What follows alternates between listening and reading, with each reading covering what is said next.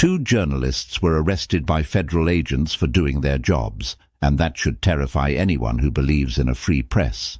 Two journalists have now been arrested by federal agents in the United States, and that alone should stop everyone cold, because this is not about violence, leaking secrets, or criminal conspiracies. It's about reporting. Former anchor Don Lemon was taken into custody late at night in Los Angeles after covering an anti-ICE protest earlier this month in St. Paul, Minnesota, where demonstrators entered a church during a religious service. And Lemon has repeatedly said he was there strictly as a journalist, filming, photographing, asking questions, not organizing, not participating. Yet prosecutors are now pursuing charges that his own attorney calls an unprecedented attack on the First Amendment. And within hours of his arrest, a second journalist, a well-known independent reporter in Minnesota, was also taken into custody after FBI agents arrived at her home with a warrant approved by a grand jury, meaning this is no longer an isolated incident but a pattern.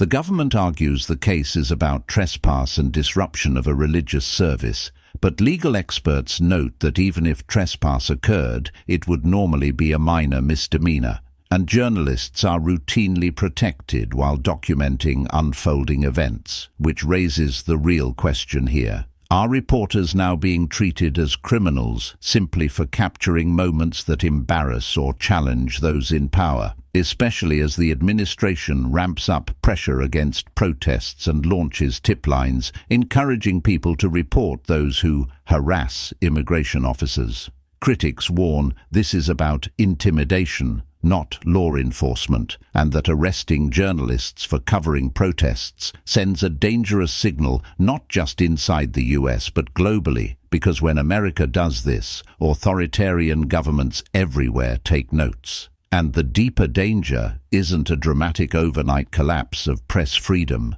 but a quiet shift where journalists hesitate, independent reporters pull back, and the public sees less and less of what actually happens when power is exercised in real time.